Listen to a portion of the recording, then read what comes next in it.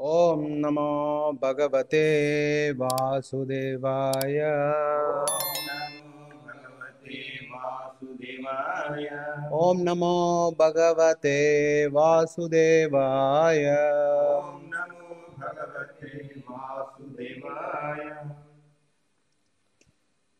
చదువుతున్నది శ్రీమద్ భాగవతం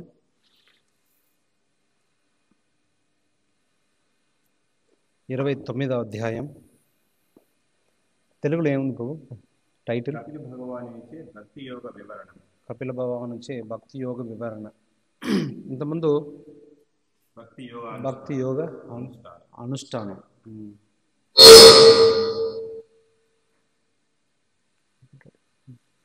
ఇప్పుడు భక్తి యోగం గురించి వివరణ. భక్తి యోగాన్ని ఎట్లా అనుసరించాలని ఇంతకుముందు అధ్యాయం చెప్పారు. ఇక్కడ దాని తాలూకు వివరణలు చెప్తున్నారు. అధ్యాయం 29 శ్లోకం సంఖ్య 1 మరియు 2. దేవహూతిర్వాచ లక్షణం మహదాదీనాం ప్రకృతే పురుషస్య చ స్వరూపం లక్ష్యతేమీషాం येन तत् पारमार्थिकं यथा सांख्येषु कथितं यन्मूलं तत् प्रचक्षते भक्ति योगस्य मे मार्गं ब्रूहि विस्तरस प्रभो.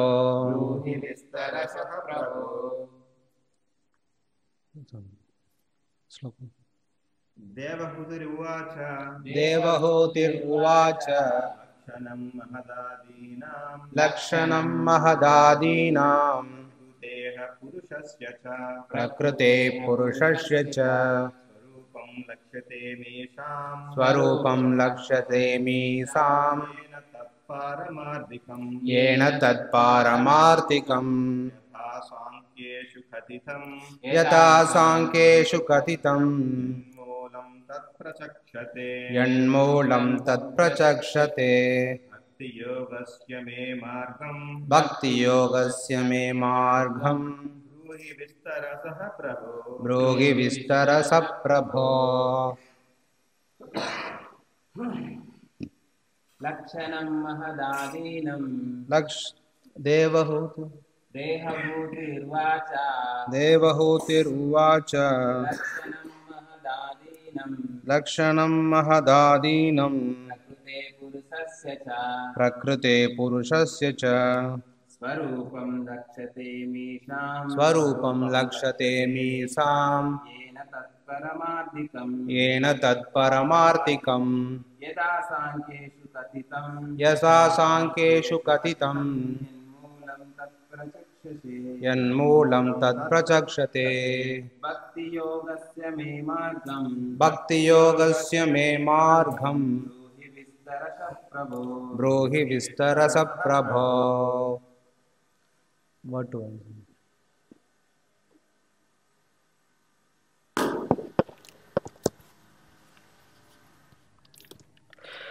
దేవహూతి ఉవాచ దేవహూతి పలికెను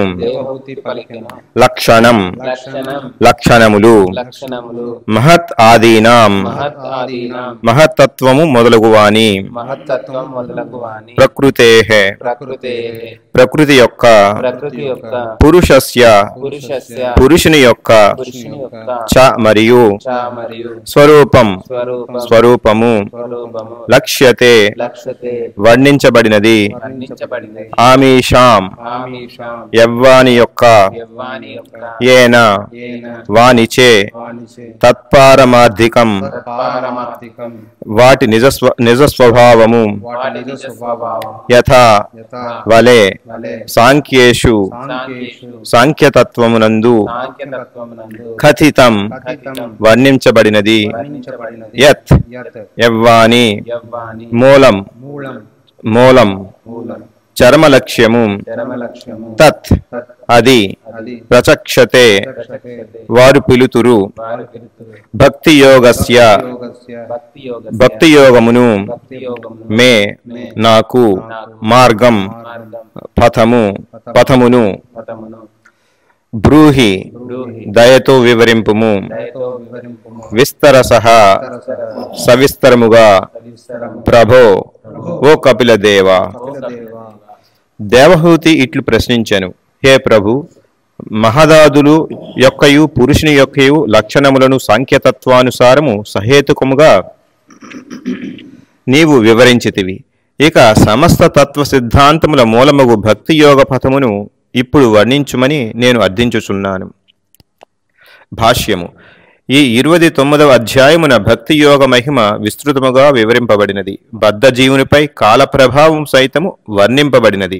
కాలప్రభావమును విస్తారముగా వివరించుట యందలి ప్రయోజనము లౌకిక కర్మల అనగా కేవలము వృథాకాల వ్యయముగా భావింపబడినవి నుండి బద్ధ జీవుని విడుదల కావించుటయే. గడిచిన అధ్యాయమున ప్రకృతి, పురుషుడు, దేవదేవుడు అనగా పరమాత్ముడు అనే అంశములు విశ్లేషణాత్మకముగా అధ్యయనం చేయబడినవి. ఇక ఈ అధ్యాయమున భక్తి యోగ నియమములు, జీవులు మరియు భగవానుని నడుమగల నిత్య సంబంధమునందు కర్మలను నరించుట అని వివరింపబడినది. భక్తి యోగమే సమస్త తత్వ విధానములకు మూల సిద్ధాంతమై ఉన్నది.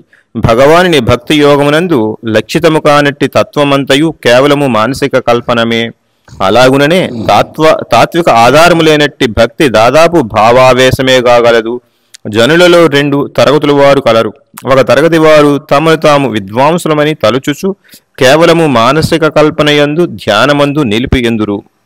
ఇంకొక తరగతి వారు భావావేశములుగా నుండి తమ భావములకు ఎటువంటి ఆ తాత్విక ఆధారము లేకయుందురు. ఈ ఇరువురును జీవితపు అత్యున్నత లక్ష్యమును సాధింపజాలరు. ఒకవేళ సాధించినను దానికి పెక్కు సంవత్సరముల పరిశ్రమ అవసరమగును. కనుకనే వేదవాంగ్మయము భగవానుడు, జీవుడు, వారి నడుమగల నిత్య సంబంధము అనే 3 అంశములను ఉపదేశించుచున్నది. భక్తి యోగ నియమములను అనుసరించుటయే జీవితపు గమ్యము. దాని ద్వారా జీవుడు నిత్య సేవకునిగా పూర్ణమగు భక్తి ప్రపత్తులతో అంత్యమున భగవద్ధామమును చేరవలెను. సమస్త అస్తిత్వపు విశ్లేషణాత్మక అధ్యయనమే సాంఖ్యతత్వము. స్వభావము మరియు లక్షణములను పరీక్షించుట ద్వారా ప్రతిదానిని మనుషుడు అవగతము చేసుకొనవలెను. దీనినే జ్ఞానార్థమందురు.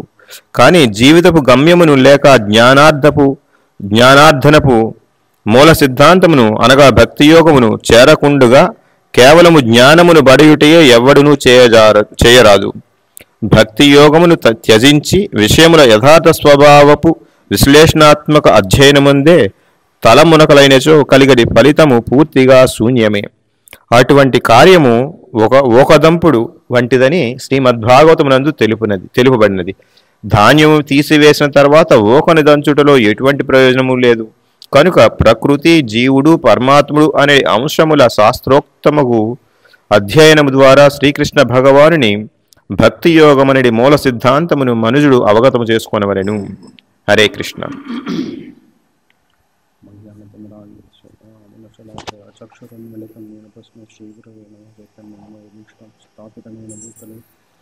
స్వయం రూపకథామయ్యం దదాతి స్వపదాంతికం వైష్ణవాంచ శ్రీరూపం సాగరజాతం సరఘనాథానుదంతం సజీవం సాద్వైతం సావధూతం స్వర్గంకుజితం కృష్ణ చైతన్యదేవం శ్రీరాధాకృష్ణ పాదాం లలితా శ్రీ విశాఖానుదాంశ్చ. హరే కృష్ణ కృష్ణ కృష్ణ హరే హరే, హరే రామ రామ రామ హరే హరే.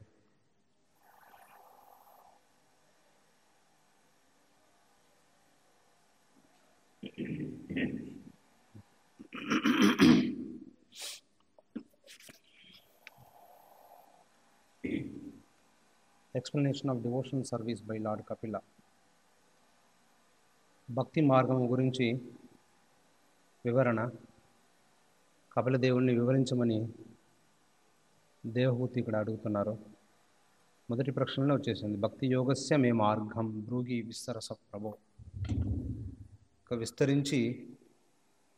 బాగా విస్తరించి అంటే ఇప్పుడు దాకా మొత్తం సాంఖ్యయోగం చెప్పారు. సాంఖ్యయోగం అనేది ఏంటంటే అనలిటికల్ స్టడీ, చాలా లోతుగా ఒక్కొక్క ప్రకృతి గురించి.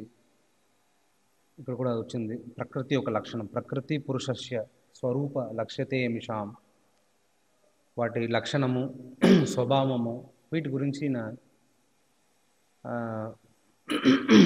స్టడీని ఏమంటారు, అధ్యయనం. కానీ ఇప్పుడు డైరెక్ట్గా ప్రత్యక్షంగా నాకు పరోక్షంగా వద్దు, ఇంకా పరోక్షంగా అయిపోయింది, ప్రత్యక్షంగా నాకు భక్తి మార్గం గురించి చెప్పండి. మీరు చెప్పారు యథా సాంఖ్యేషు కథితం మూలం తత్ ప్రచక్షతే, దాని మూలం ఏంటంటే ప్రచక్షతే. దాన్ని ఏమంటారంటే జ్ఞానులు ప్రచక్షతే అని పిలుస్తారు అనమాట. అంటే ప్రచక్షతే అని పిలవడం అట్లా. సాంఖ్యతత్వం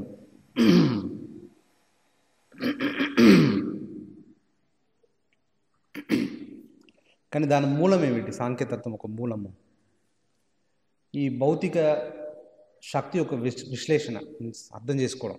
ఇది ఇక్కడ ప్రభుపాదులు వారు చెప్తున్నారు దీని గురించి. ఆయన ఒక తాత్పర్యంలో వివరిస్తున్నారు 3 రకాలుగా. చిత్, అచిత్, ఈశ్వర. ఏంటి చిత్, అచిత్, ఈశ్వర. చిత్ అంటే ఆధ్యాత్మిక శక్తి, అచిత్ భౌతిక శక్తి, ఈశ్వరుడు. వీటి ఒక నియామకుడు, ఇద్దరు రెండిటి ఒక నియామకుడు. ఇంకా ఈ మొత్తం ఈ అధ్యాయంలో ఇంకా సాంఖ్యత భక్తి మార్గం గురించి మరియు కాలం గురించి వివరణ ఉంది.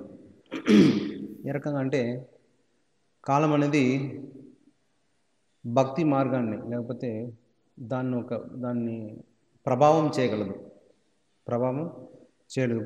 కాబట్టి వాటి గురించి కూడా విషయాన్ని చెప్పండి, ఎందుకంటే తెలుసుకోవాలన్నమాట.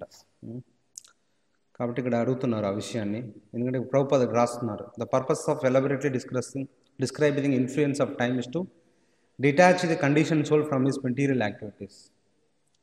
ఈ భౌతిక కార్యాలు ఏదైతే ఉన్నాయో వాటి నుంచి దూరంగా అయిపోవటానికి కోసము ఈ కాలం ఒక ప్రభావితాన్ని మీరు వివరించండి అంటున్నారు. ఎందుకు? ఈ భౌతిక పనులు ఏదైతే మనం నిమగ్నం అవుతున్నామో అదంతా కూడా సమయవృద్ధము, కాలవృద్ధము అని చెప్పేసి ఇక్కడ చెప్తున్నారు. కాలవృద్ధము, సమయాన్ని వృద్ధ చేయడం అనమాట. ఆ రకంగా ఉద్ధవగీతలో కృష్ణుడు ఈ రకంగా ఈ సాంఖ్యతత్వం కూడా అక్కడ కూడా వివరించబడింది అనమాట.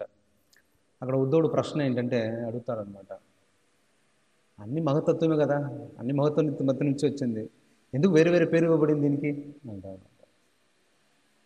మహతత్వం 1, 2, 3, 4 చెప్తే సరిపోద్ది కదా, మళ్ళీ 24 తత్వం ఏమిటి దీంట్లో? మహతత్వం నుంచి అన్నీ వచ్చాయి. లేదు, ఒక్కొక్క దానికి ఒక్కొక్క స్వభావం ఉంది, ఒక్కొక్క లక్షణం ఉంది. ఇదే విషయం అక్కడ చెప్తారనమాట. కపిలతో చెప్పిన విషయాన్ని 11వ స్కందము 21వ అధ్యాయంలో ఆ వివరణ వస్తుంది అనమాట. సో అందుకని ఒక్కొక్క స్వభావం ఉంది కాబట్టి స్వభావం ఏంటో తెలుసుకొని మనం ప్రవర్తించాలి. లేకపోతే ఏమవుతుందంటే మనం దాన్ని జవదాటలేము, అంటే మన దాన్ని దాటి వెళ్ళలేమన్నమాట. ఆ రకంగా అక్కడ అడుగుతారనమాట. అక్కడ కృష్ణ భగవంతుడు ఉద్ధవుడికి ఉపదేశం ఇస్తారు. ఏమని చెప్తారంటే, దేశకాల భావానం వస్తూనాం మమ సత్తమ గుణదోష విధీయత నియమార్థం హి కర్మణం అని చెప్తారన్నమాట. ఇక్కడ అదే సేమ్ పదం, ఆ వివరణ ఇక్కడ ప్రతిపాదిస్తున్నారు ఈ శ్లోకంలో 2వ లైన్లో. నియమార్థం హి కర్మణం, నియమ అర్థం అంటే ఏంటంటే నియంత్రించడానికి కర్మలను, లేకపోతే మనం ఇష్టోచనకు చేస్తాం అనమాట. అందుకనే కాల దేశ కాల భావం మూడిట్లో కూడా నియమములు ఇవ్వబడింది అనమాట. దేశకాల భావంలో నియమములు ఎందుకు ఇవ్వబడ్డాయి? దానికోసం. ఎందుకు? నియమార్థం హి కర్మణం, మన ఇష్టోచనలుగా చేయకూడదు. మనం చెప్పాను కదా, నేను ఈ రకంగా మనం చెట్లకు నీళ్ళు పోస్తూ ఉంటాం, ఓ మామిడి చెట్టుకి, కానీ ఇప్పుడు ఫలితం అనేది ఎప్పుడు వస్తుంది? ఇప్పుడు రావాలో అప్పుడే వస్తుంది అని కాలం అనేది ప్రభావితం కిందనే అన్నీ ఉన్నాయి. కాబట్టి ఈ అచిత్ అనమాట, అది చిత్తు కాదు, అచిత్తను. అచిత్తులో నేను మొన్న ఆల్రెడీ చెప్పాను కదా 3 విషయాల గురించి: శుద్ధ సత్వము, తర్వాత మిశ్ర సత్వము, తర్వాత కాలము. కాలంకి గుణం లేదు, కాకపోతే మిగతా దానికి శుద్ధ సత్వంకి, అదే మిశ్ర సత్వంకి ఉంటుంది. ఇక్కడ వెంటనే కపిలదేవుడు వెంటనే ప్రారంభిస్తారు గుణంలో.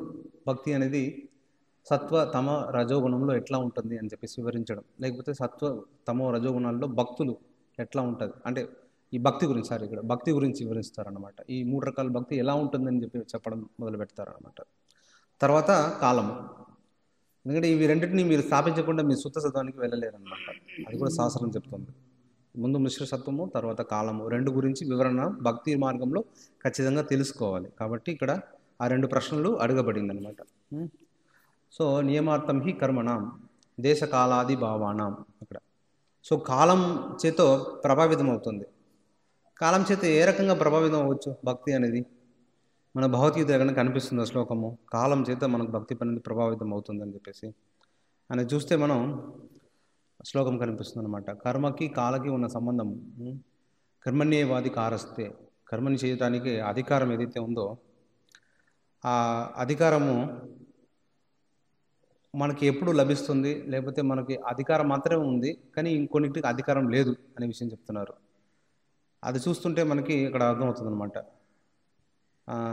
కర్మణ్యేవాది కారస్తే మా ఫలేషు కదాచన, మా ఫలం కూడా మీరు ఎదురు చూడకూడదు అని చెప్తారు. దీని వివరణ మళ్ళీ కృష్ణుడు చెప్తారనమాట. నిరాశర్ నిర్మమో భూత్వా అని చెప్పేసి, నిరాశర్ ఇది అదే అనమాట, సేమ్ ఒకటే విషయం. ఫలత్యాగం, ఫలాన్ని త్యజించాలి అని చెప్తున్నారు అనమాట. సో ఫలంని త్యజించడం అంటే మీరు కృష్ణుడు చెప్తున్నారు, అర్జునుడు యుద్ధం చేస్తున్నారు, యుద్ధం చేయాలంటే మీరు ఫలం వదులుతున్నారు కదా, అయితే నేను ఏదో ఒక రకంగా యుద్ధం చేయాలి, అంతేగాని మీకు వాళ్ళు పోయినా అంటే చచ్చిపోయినా లేకపోయినా పర్లేదా అంటాడు అనమాట. లేదు, కరెక్ట్గా యుద్ధం అంటే చేస్తే ఏమవుతుంది, నేను బాణం వేస్తాను కానీ పక్కకు వేస్తాను, అలా కాదు, ఫలితం కావాలంటున్నాడు.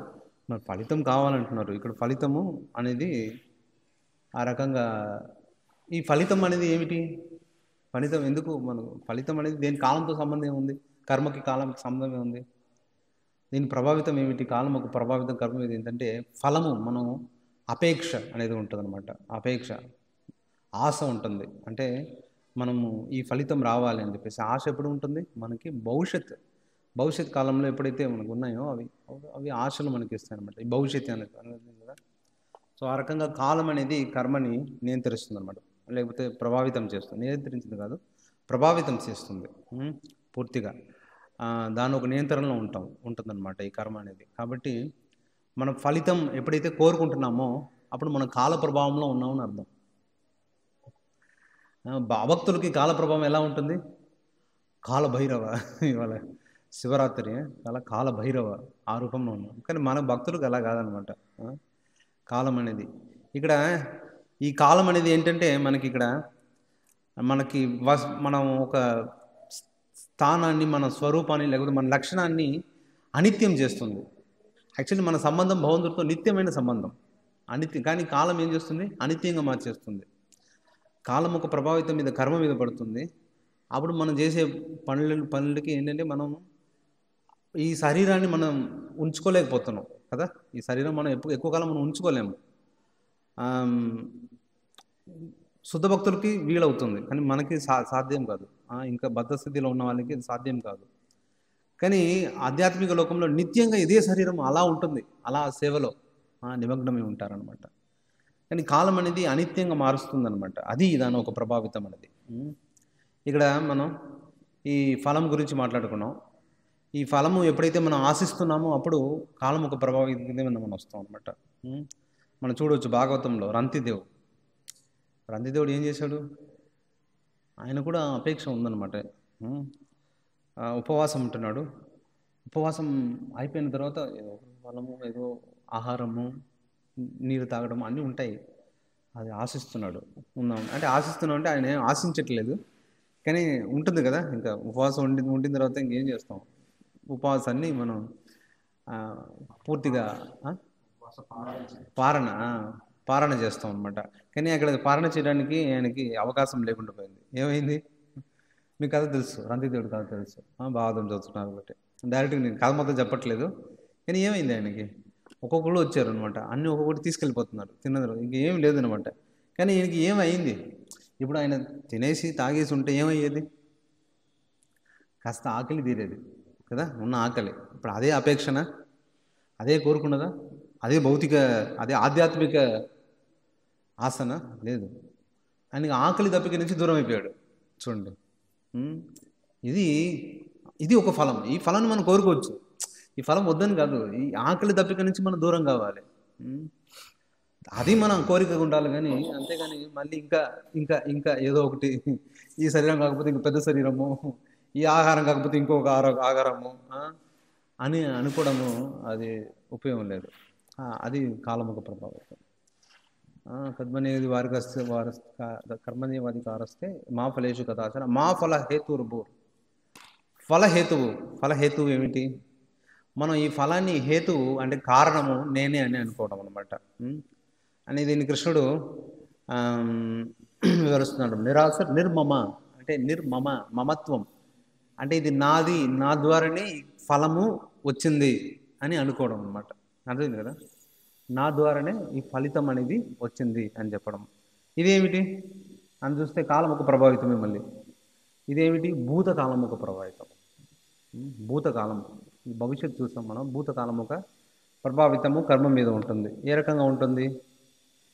మనం చూస్తుంటే మనకి భూతకాలంలో ఉన్న ప్రభావితం అంటే మనమే హేతు, మనమే కారణము, ఈ ఈ సేవ నాదే, మమత్వం అంటారనమాట. మమత్వం అంటారనమాట. మమత్వం అనేది తప్పు కాదు. నిజానికి ఏంటంటే మనం చూడొచ్చు, సకృద్దేన ప్రపన్నో తవాస్మీతి, మంచి శ్లోకం అది.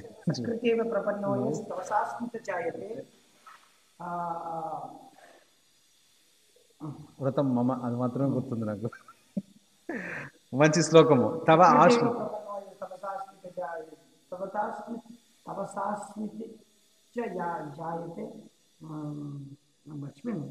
సరే, ఓకే. ఎనీవేస్ మంచి శ్లోకం అది. అది ఏం చెప్తున్నట్టు మీకు నాకు ఉన్నటువంటి సంబంధం.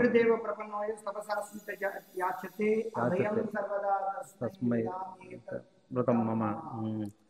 సో తవ ఆస్మితి, మీరు నా వారు, నేను మీ వారిని చెప్పుకోవడానికి మనకి అదే తవ ఆస్మితి, దాని గురించి చెప్తున్నాను. ఏం లేదు అంటే అక్కడ శరణాగతి గురించి మొత్తం రామాయణం అంతా కూడా శరణాగతి ఎక్కడెక్కడ వెతికితే అక్కడ చివరిలో లాస్ట్లో ఉంటుంది అనమాట. అప్పటి వరకు శరణాగతి ఎక్కడ కనిపించట్లేదు. అంటే భక్తి మార్గము అంత భౌతికం ఇది అది జరుగుతుంది. కానీ ఎక్కడ ఎవరైనా అక్కడ శరణాగతి అయ్యారా అని చూస్తే అక్కడ విభీషణుడు శరణాగతి అవుతున్నాడు అనమాట. అక్కడ భగవంతుడు ఆయన శరణాగతి ఇస్తున్నాడు. నేను ఆశ్రయం మీకు ఇస్తాను అని చెప్పేసి. ఆ రకంగా ఈ మనం హేతు అనేది ఏంటంటే మనకి కారణం ఇది నేనే. మమత్వం, ఈ మమత్వం ఏంటంటే ఈయన నావారు, భగవంతుడు నావారు అనుకునేది కూడా మమత్వమే అవుతుంది. కానీ మనం వారే నా భక్తుడే, నా భగవంతుడే. కానీ నిజానికి మనకు మన ఆచార్యులు గౌడీ సంప్రదాయాలు ఏం నేర్పించారు? భగవంతుడు ఎవరు వాళ్ళు, ఆయన ఎవరి తాలూకా? రాధారాణి తాలూకా, ఆచార్యుల తాలూకా. ఇంకొకటి మరొకటి ఆచార్య తాలూకా, లేకపోతే రాధారాణి తాలూకా. రాధారాణి ఒక కృష్ణుడిని మనం పూజిస్తున్నాం. అంతేగాని మనం స్వతగా ఒక కృష్ణుడిని మనం మనోకల్పితంగా పూజించట్లా. రాధారాణి ఒక తాలూకా కృష్ణుడిని పూజిస్తున్నాం. ఆ రకంగా మనకి, లేకపోతే గురువు ఒక కృష్ణతే తోమార కృష్ణ దీతే పార దైతవ పాచే. కృష్ణ మీవారు, మావారు ఏం కాదు. ఆయన మీద ఇది చేయడానికి రైట్స్ ఏమైనా పొందటానికి పెట్టుకోవడానికి ఏమి లేదు, కారణం ఏమి లేదు, హేతు ఏమి లేదనమాట. కారణం అనేది లేదు నిజానికి. సో ఈ రకంగా హేతు అనేది భూతకాలం ఒక ప్రభావితం. మనం చూడొచ్చు అనమాట. 12 ఆళ్వార్లో ఒక ఆళ్వారు, ఆయన కథ దీనికి యాప్ట్గా ఉంటుంది మనం వినటానికి, అంటే తెలుసుకోవడానికి ఈ భూతకాలం గురించి. ఈయన అవతరించగానే ఆయన అక్కడ ఒక వరి పొలంలో పడి ఉన్నారు. అంతే. ఆయన తీసుకుని పెంచినది ఏమో ఒక 5వ వర్ణానికి చెందిన వాళ్ళు అనమాట. 5వ వర్ణం అంటే బ్రాహ్మణ, క్షత్రియ, వైశ్య, శూద్ర కాకుండా ఇంక ఇద్దరు వర్ణము. ఈయన పుట్టిందేమో ద్వాపర యుగం అయిపోగానే పుట్టారనమాట. ఒక 30 సంవత్సరాల్లో అలా అవతరించారు. అంటే కలియుగ ప్రారంభంలో అవతరించారు. ఈయన అలా దొరకడంతో ఏమయ్యారు, ఆయన వర్ణము మారిపోయింది. వర్ణమే తెలియదు ఆయనకి. ఇప్పుడు ఎలాగ ఎవరు పెంచారో ఆ వర్ణమే అవుతుంది. అప్పుడు ఆ వర్ణంలో ఉన్న వాళ్ళు మందిర ప్రవేశం ఉండదు. ఇంకా నియమనిష్టలు అవే అన్నమాట, అవి చెప్తున్నాయి. కాబట్టి ఆయన పుట్టిందేమో ఇప్పుడు శ్రీరంగం ఉంది కదా, శ్రీరంగంకి రెండు వైపులో కావేరి వెళ్ళేది, యువతల వైపులో ఆయన అవతరించారనమాట. ఆయన అక్కడి నుంచి రంగనాథుడు గోపురం దర్శనం మాత్రం గోపురాన్ని దర్శనం చేసుకుంటూ ఉంటాడు ప్రతిరోజు. ఆయన పుట్టుకతో తప్పేం లేదు, కానీ ఆయన ఎప్పుడు కూడా మందిర ప్రవేశం చేయలేదు. ఈ మందిరం కాకపోతే వేరే దగ్గరికి వెళ్తే సరిపోతుంది కదా, ఎవరికి తెలుసు వర్ణం అనేది, ఎవరికి తెలుసు? ఎలా ఎలా కనిపెట్టేవాళ్ళు వర్ణాన్ని? వేషధారణ, వేషం మార్చుకుంటే సరిపోద్ది కదా. లేదు, ఇది మాకు భగవంతుడు నాకు ప్రసాదించింది ఇంతే, ఇంతకన్నా ఏం లేదు అని చెప్పేసి అనుకుంటున్నారు. ఆ రకంగా ఆయన అనుకుంటూ ఉన్నారు. సో ఒకరోజు ఏమైందంటే అలా వచ్చి పాట పాడుతూ, తిరుప్పానాల్వార్ ఆయన పేరు, పాట పాడుతూ తిరుప్పానాల్వార్ నది ఒడ్డున, అంటే కావేరీ నదిలో ఎక్కడైతే భగవంతుడికి నీళ్లు తీస్తారో అభిషేకం చేయడానికి, అక్కడ కరెక్ట్ ఆ దారిలో కూర్చున్నారు. సో అప్పుడు లోకసారంగ ముని అనే ఒక ఋషి అనమాట.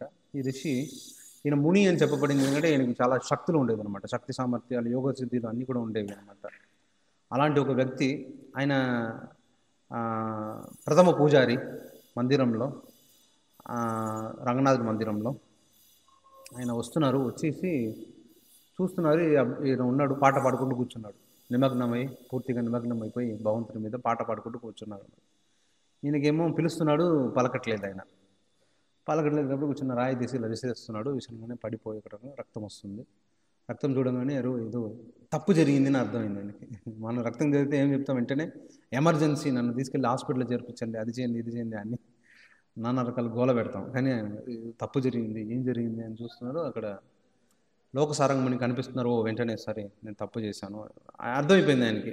బిందుతో ఉన్నారు భగవంతుడికి, అరే భగవంతుడి సేవలో నేను అడ్డుపడ్డానే, ఇంకా దీనికన్నా ఇంకా నేను చేసే ఇంకా అఫెన్స్, అపరాధం ఏముంది, ఏం ఉండగలదు దీనికన్నా అని చెప్పేసి ఆయన బాధపడి అక్కడి నుంచి వెళ్ళిపోతున్నాడు. అక్కడి నుంచి వెంటనే వెళ్ళిపోతున్నాడు. దీన్ని చూసిన రంగనాథుడు యాక్చువల్ నిజానికి ఆయనకు అర్థమైంది, ఇది యాక్చువల్లీ ఒక ప్రణాళిక. ఈ ప్రణాళికకు వస్తాం మనం భూతకాలం గురించి చెప్పడానికి. ఆచార్యులు వివరిస్తున్నారు అనమాట. వెంటనే ఆయన ఏం చేస్తున్నారు, లోపల తలుపు వేసుకొని, రంగనాథ మందిరం లోపల ఆయన తలుపు వేసుకున్నారు. లోపల ఎవరు లేరు తీయడానికి. ఇప్పుడు తీస్తే ఎవరు తీయాలి? రంగనాథుడే తీయాలి అనమాట. ఈయన బిందులు నీళ్ళు పట్టుకొని వెళ్తున్నాడు, మందిరం లాక్ అయి ఉంది, లోపలికి వెళ్ళాడు. అలా చూస్తున్నాడు, ఏం చేయాలి, ఎవరైనా ఉన్నారంటే ఎవరు లేరు, ఎవరైనా ఉంటే కదా తలుపు తెరుస్తారు. తెరిస్తే రంగనాథుడే తేవాలన్నమాట. ఇంకా ఆయన ఆ రోజంతా పూజ ఏం జరగలేదు, మందిరం మూసివేయబడింది. లాల్పులు ఆయన లోపల గొల్లం వేసుకుని పడుకున్నాడు అనమాట. రంగనాథ్ స్వయంగా వేసుకుని పడుకున్నాడు అనమాట. ఇంకా అసలు పర్మిషన్ లేదు నీకు అని. నేను రాత్రి కళలోకి వచ్చి చెప్తున్నాడు, ఏంటంటే నువ్వు ఇట్లా చేస్తున్నావు, అది ఆయన నా గొప్ప భక్తుడు, నువ్వేమనుకుంటున్నావు?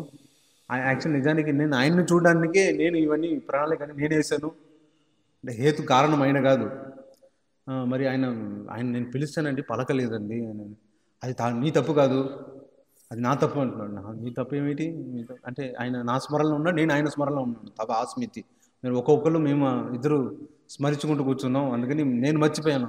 లేకపోతే నీ పరమాత్మ రూపంలో నీలో నేను ఉన్నాను, నేను నీకు ఆయన కూడా నేను చెప్పేవాడిని. పరమాత్మ దూరంలో ఎవరైనా ఉంటే మనం పిలుస్తుంటే వెళ్ళపడదు, ఒకసారి సడన్గా తిరుగుతారు కదా, ఆ రకంగా ఆయన తిరిగి చూసేవాడు. కానీ నేను నా తప్పు, అంతేగాని నువ్వు ఆయన్ని దండించావు ఏంటి అని చెప్తే, ఇప్పుడు నేనేం చేయాలి అంటే, నువ్వు రేపు ఆయన్ని తీసుకురా అంటానమాట.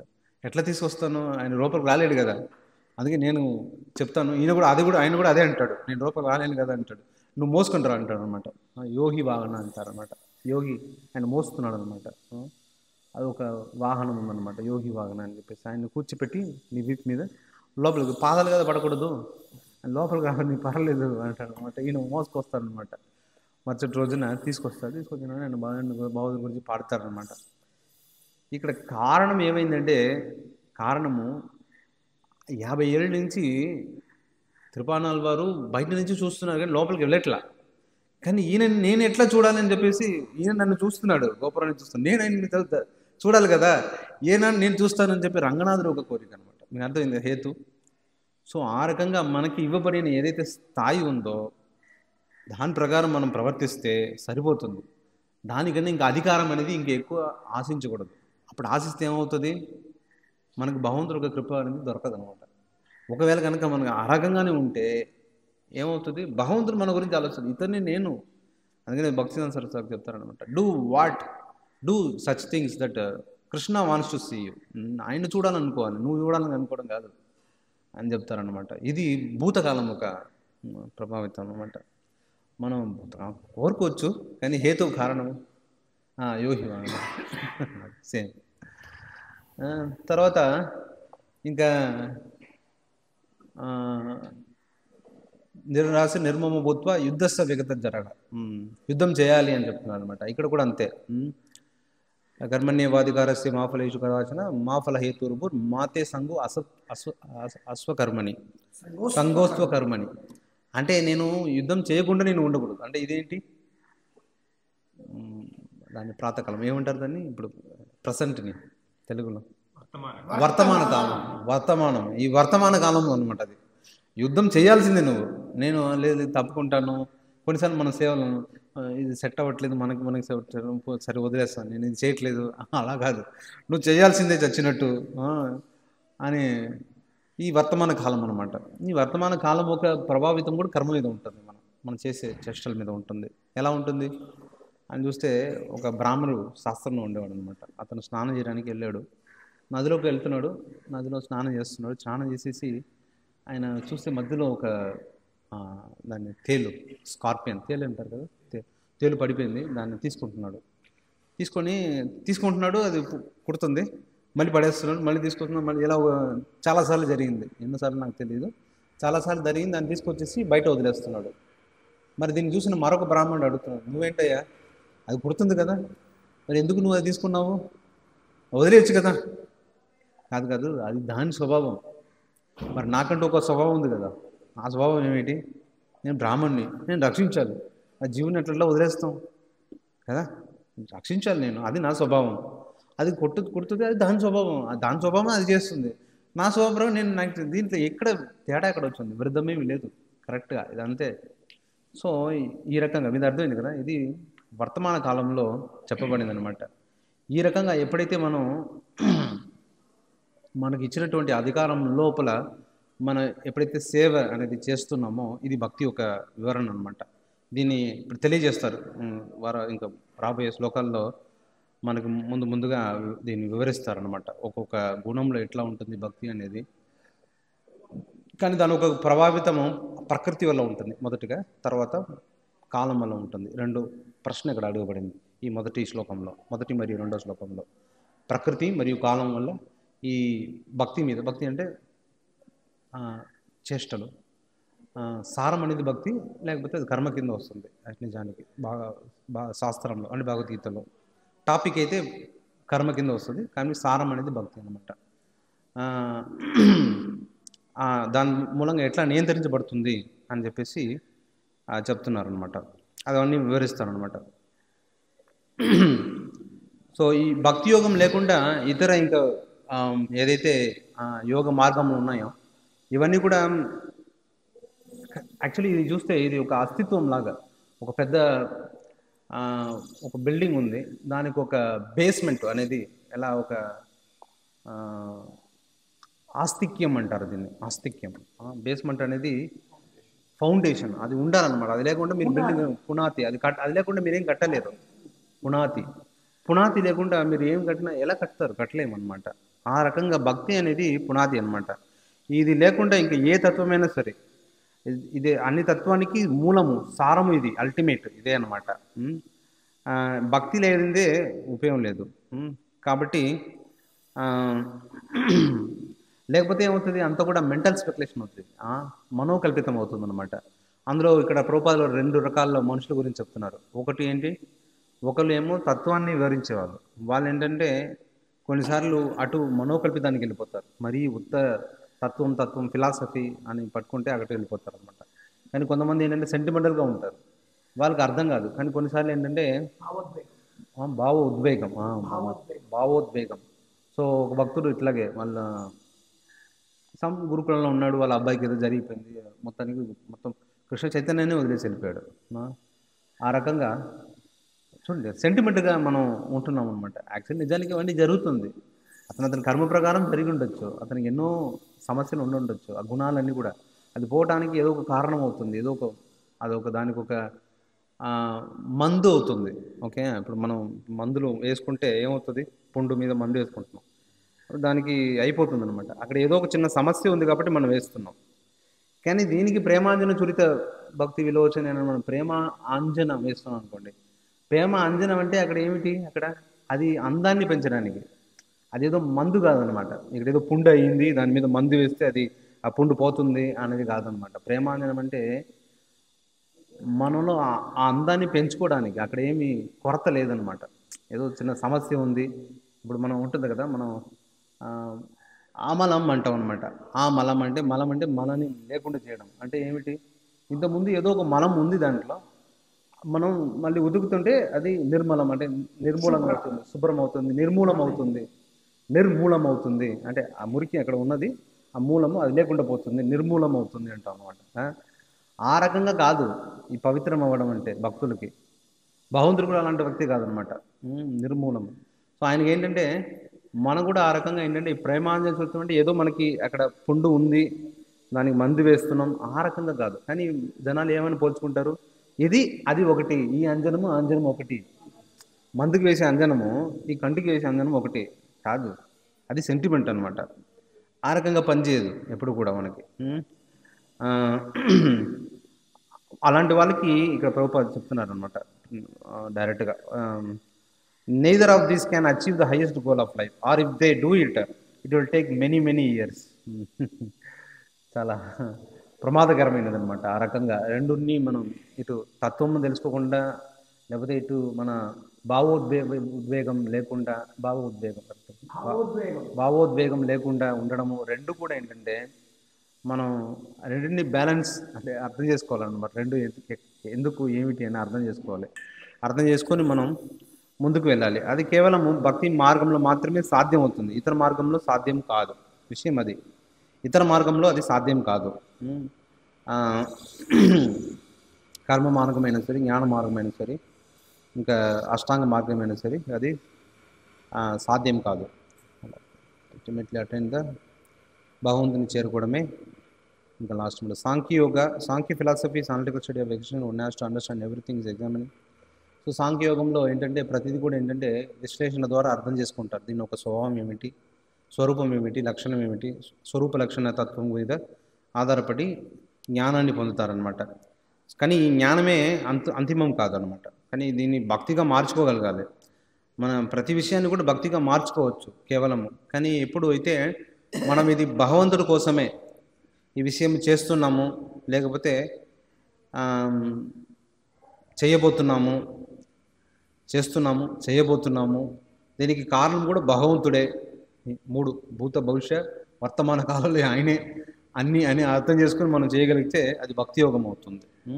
లేకపోతే కాలం ఒక ప్రభావితం అవుతుంది. ఏమంటే విత్తనం మనం తీసేసాం అక్కడి నుంచి, దాన్ని ఏమంటారు, హస్క్ని ఏమంటారు, వరి పొట్టు, ఓకదంపుడు కరెక్ట్నా, ఓకదంపుడు తీసేసాము. అక్కడి నుంచి వరి అంటే బియ్యాన్ని తీసేసిన తర్వాత కూడా మళ్ళీ దాన్ని దంపుతూ ఉంటే ఉపయోగం ఏముంది?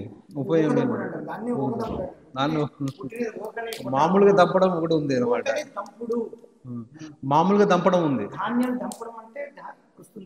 ధాన్యం వస్తుంది, ఏం లేదు. ఇప్పుడు చూడండి, ఊకదంపుడు పదమే కరెక్ట్ కాదు ముందుగా కదా, కానీ ఈ లోకంలో చేసేది అదే, మొత్తం ఊకదంపుడేమన్నమాట. ఏదైనా అసలు పదమే కరెక్ట్ కాదు. ఫస్ట్ ఊకటి ఎందుకు దంపుతారు? మేబీ ఇప్పుడు చెప్పొచ్చు అనమాట, రైస్ బ్రాన్ ఆయిల్ ఒకటి వస్తుందని స్వామి, అందులో నుంచి వస్తుంది, అందుకని దంపుతున్నాం మేము అంటారు అనమాట.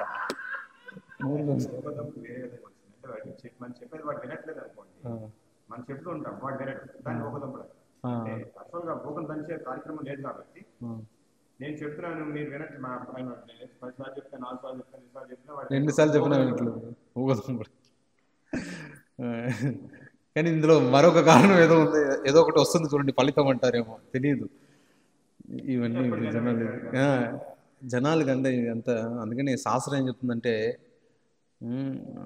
భక్తిసాన సరస్సాగర్ ఒక కథ చెప్తారనమాట. ఓల్డ్ హెన్ ఫ్యాలసీ అంటారు దీన్ని. ఓల్డ్ హెన్ ఒక వ్యక్తి ఏంటంటే కోడిని పెంచుతుంటాడు అనమాట. ఆ కోడి చాలా కోడి పుంజు అనుకుంటున్నాం, పిట్ట కాదు, పుంజు పెంచుతూ ఉంటాడు.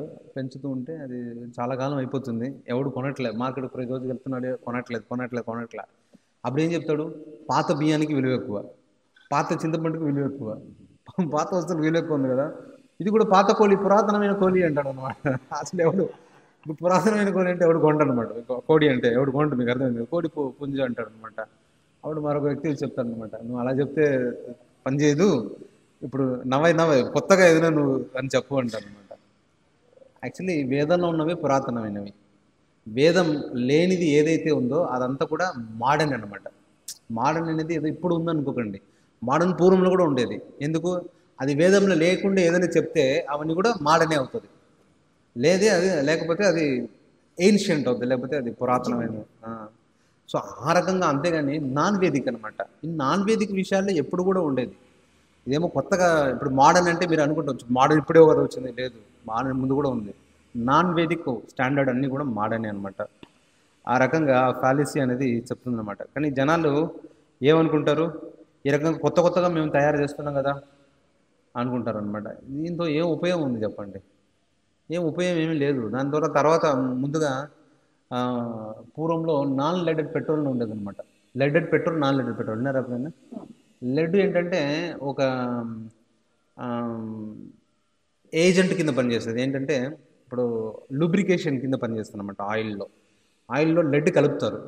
లెడ్తో వచ్చిన సమస్య తర్వాత వీళ్ళకి అర్థమైంది, మూర్ఖులకి. పూర్వంలో పెట్రోల్ బంక్లో ఉండేది, నేను ఉన్నప్పుడే అన్లీడెడ్ పెట్రోల్, లీడెడ్ పెట్రోల్ ఉంటుంది అనమాట. ఈ లెడ్ కాలిపోయిన తర్వాత, అంటే పెట్రోల్ కాలిపోయిన తర్వాత లెడ్ డయాక్సైడ్ అవుతుంది. ఈ lead dioxide 2.5 feet, lead weight ఎక్కువ కాబట్టి 2.5 ఫీట్లోనే ఉంటుంది అనమాట.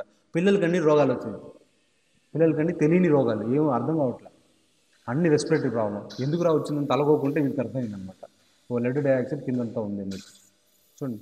మూర్ఖులు ఏం కనిపెట్టారు మీరు, మోడర్న్, మేము పిచ్చితనం అనమాట. అంతే, ఇదంతా ఒకటి తర్వాత ఒకటి తెలుసుకుంటున్నారు అనమాట. ఇది వీళ్ళు పురోగతి అనేది ఇదే అనమాట. ఇది ఒకటి చేసుకున్నాం, దీంట్లో ఎర్రర్ వచ్చింది, ఓ ఇది కాకపోతే అదే ఉంటుంది, అది కాకపోతే ఇది, అంత ఊహాగానం, లేకపోతే మనోకల్పితం. ఇదే చెప్తున్నారు, మనోకల్పితం. ఇలా విశ్లేషణ చేసుకుంటూ వెళ్ళి మనోకల్పితం వాళ్ళకి ఏముంటుంది, ఏముండదు చివరికి, అంతా మనోకల్పితమే ఉంటుంది అనమాట. తర్వాత ఇంకా ఇలాంటి వాళ్ళు భగవంతుడిని ఎలా మీరు అంగీకరిస్తారనుకుంటున్నారు, అంగీకరించరు వాళ్ళు. కృష్ణుడే వచ్చేసి నేనే భగవంతుడి సాక్షాత్ కృష్ణుడు అనుకోండి, సందేహపడతారనమాట. ఎందుకంటే అలా చెప్పిన వాళ్ళు చాలామంది ఉన్నారండి. ఇప్పుడు చూడండి, నేనే భగవంతుడు అంటున్నాడు, మేము ఇట్లా నమ్ముతాం, అదే అవుతుంది. జనాలకు విశ్వాసం అనేది పోయింది, ఏం చేయాలి, విశ్వాసం పోయింది జనాలకి, చూడండి అట్లా. ఎందుకంటే వాళ్ళు భక్తి మార్గంలో ఉండట్లేదు, కేవలము ఈ జ్ఞాన మార్గంని, దీన్నే జ్ఞాన మార్గం అనుకుంటున్నారు వీళ్ళేమో. ఇది చదవడం, పై చదువులు చదవడము, పెద్ద విషయాలు ఏదో నేర్చుకోవడం, పెద్ద విషయాలు మాట్లాడడం, ఏం లేదు. పెద్ద విషయాలు మాట్లాడడం ఏముంది, ఏం లేదు. యాక్చువల్ నిజానికి మన చేష్టలో చేసి చూపించాలి. భక్తి మార్గంలో ఎట్లా ఒక వ్యక్తికి మరొక వ్యక్తికి ఉదాహరణగా ఉండాలి జీవితంలో. అంతేగాని మిమ్మల్ని నేను పాటించలేను. నేను ఇప్పుడు చాలామంది ఉన్నారు ఐఐటీలో, నేను భక్తుడు, నేను ఐఐటీలో ఉన్నాను, నేనేం చేయమంటారు, మీరు కూడా ఐఐటీ చదివి ఒక 10 ఏళ్ళు పనిచేసి ఆ తర్వాత ఏదైనా తీసుకుని తర్వాత రండి అని అనుకోండి, వాళ్ళ ఈలోపు ఉంటారు, లేకపోతే హార్ట్ అటాక్ వస్తుంది, ఎవరికి తెలుస్తుంది, తెలియట్లేదు. భక్తి నేను ఎప్పుడే చేసేది, ఏం అవసరం లేదు, వెంటనే తక్షణమే రావాలి, అదే శరణాగతి. శరణాగతి లేకపోతే ఉపయోగం లేదు. కాబట్టి వెంటనే భక్తి మార్గాన్ని అనుసరించాలి ఎవరైనా సరే. దీనికి అస్సలు ఆలస్యం అనేది ఉండకూడదు. భక్తి మార్గాన్ని అనుసరించకపోవడానికి కారణం అంటూ ఏది ఉండకూడదు జీవితంలో. ఇది ఏదైనా అడ్డుపడుతుందంటే దాన్ని దూరం చేయాలి, అంతే. హరే కృష్ణ. హరే కృష్ణ హరే కృష్ణ కృష్ణ కృష్ణ హరే హరే, హరే రామ హరే రామ రామ రామ హరే హరే.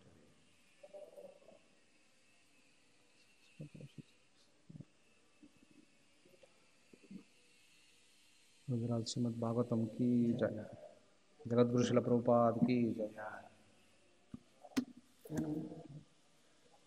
ఈ భావోద్వేగం అనుకుంటున్నాం కదా, అంటే ఇప్పుడు గోపికలు ఉన్నది భావోద్వేగమా, లేకపోతే ఇటువంటి ఆత్మ ఉందా వారికి? మహాభావం,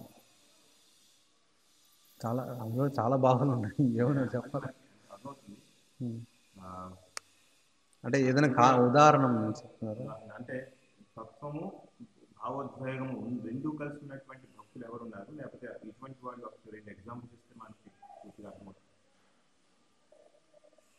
ఓహో, అలాంటి ఎగ్జాంపుల్స్ మీరు నిత్య అక్కడ మనం అక్కడ చూడలేము. మనకి ఎగ్జాంపుల్ అంటే ఇక్కడే మనం చూడాలి, మనం భౌతిక లోకంలో చూడాలి, ఆధ్యాత్మికంలో చూడాలి. మహర్షి ఉన్నారనుకోండి, ఆయన తత్వం ఉంది, భక్తి రెండు ఉన్నట్టేనా? అవును, అలాగా. ఎందుకంటే ఆయన భగవంతుడు ఆయన సేవలు ఆయన పెట్టించాడు. పరీక్షిత్ మహారాజు ఆయన కోసం వేచి ఉన్నారు. ఎవరు కలపలేదు వాళ్ళిద్దరిని, సాక్షాత్ భగవంతుడు కలిపారు అనమాట. నువ్వు అక్కడికి వెళ్ళు అని చెప్పి ఆయన చెప్తున్నారు. అక్కడ ఒక వ్యక్తి ఆయనేమో అందుకన్నా ముందే అందరినీ అడిగేశాడు, ఏది సమాధానం ఏది అని అడిగితే ఒక్కొక్కరు ఒక్కొక్కటి చెప్తున్నారు, కానీ ఎవరు కూడా సరైన మార్గం అనేది చెప్పట్లేదు. ఆయన భగవంతుడు పంపిస్తున్నాడు అనమాట. ఆయన నువ్వు వెళ్ళు, ఆయన వెయిట్ చేస్తున్నాడు. ఆ భక్తుడు నా దాంట్లో రావడానికి సిద్ధంగా ఉన్నాడు, ఆయన వినడానికి సిద్ధంగా ఉన్నాడు, శ్రవణించడానికి అతను సిద్ధంగా ఉన్నాడు. ఆ తర్వాత ఏం చేశాడు, ఏం చేయలేదు, శ్రవణించాడు, అంతే. శ్రవణించాడు, రెడీగా ఉన్నాడు. పోండి, అంత ఇదనమాట ఆయనకి, అంత ఆదృత. ఎంత ఆదృత అంటే ఇంకా నేను నిన్న ఆకలి దప్పికతో ఉన్నాను, నాకు ఏం అవసరం లేదు, నాకు కృష్ణుడి గురించి చెప్పండి, నేను అడిగినవి చెప్పండి, నేను అడగకుండా మర్చిపోయి ఉంటాను, అవి కూడా కలిపి చెప్పండి మీకు అని చెప్పండి. చూడండి, ఈ రకంగా 7 రోజులు ఇంకా ఆకలి లేదు, తప్పిక లేదు, అంతా పోయింది. విని విని విని ఇంకా కూడా వినాలి అని కోరిక. ఇంకా ఏదో సమయం దగ్గర పడుతుంది, ఆసనం అవుతుంది, ఏం చేయాలి, నేను ఎక్కువ కాలం లేదు, నేను చెప్పండి అని చెప్పేసి ఈ రకంగా ఒక వ్యక్తి. చూడండి, బాధ ఉంది అన్నమాట, కానీ అతని దగ్గరలో ఉంది. నీకేం అతను తత్వం తెలుసు, ఎందుకు ఇప్పుడు నేను చనిపోతున్నా తెలుసు, అందుకనే అతను ప్రశ్నిస్తున్నాడు తెలుసు. మరి భావం కూడా ఉంది, అంటే నేను ఆకలి తప్పికొని ఇంకా ఆయన ఇంపార్టెంట్. అంటే మధ్యలో సుఖదేవ్ గోస్వామి లేదు నేను మధ్యలో కొంచెంసేపు నువ్వు ఆగు, నేను వెళ్ళి తినేసి వస్తాను, ఆయన ఏం చెప్పాలా. మరి నాకు ఆకలి వేస్తుంది, మీరు కొంచెంసేపు ఆపండి అని ఈయనేం చెప్పలేదు, కంటిన్యూస్గా వింటూనే ఉన్నారు ఇద్దరే. అలాంటి ఒక విషయం జరిగింది. అది ఇద్దరు ఉద్ధవుడు కానీ హనుమంతుడు కానీ వీరందరూ కూడా ఈ తత్వము భావము రెండు కాకపోతే గోపికల దగ్గర అది కనిపించింది. ఇంకొకటి అవునా, లేకపోతే నేనేం తప్పు మాత్రం చెప్పండి, అది అచింత్యం. ఆ విషయాన్ని మనకు తెలియజేయడానికి చైతన్య మహాప్రభు వచ్చారు. సో స్వయంగా అది కొంచెం పైన టాపిక్. మనం నెక్స్ట్ ఇంతకు ముందు ఈ అధ్యాయంలో కూడా యోగానుష్ఠానంలో కూడా ముందర మన మనస్సు వాడతాము, లేకపోతే మనస్సును కూడా వదిలేసి చేష్టలోకి వెళ్ళిపోతుంది పూర్తిగా అని చెప్పేసి ఒక శ్లోకం ఉంది. అంటే దాని అర్థం ఏంటంటే మేబీ తర్వాత భావోద్వేగం ఎక్కువగా ఉంటుందేమో అనుకుంటుంది నేను, ఈ తత్వం గురించి పెద్ద పట్టించుకోకుండా. ఇంకేదైనా కృష్ణుడు కోసమే చేయడానికి సిద్ధంగా ఉంటారు. నారదముని అడుగుతారు కదా,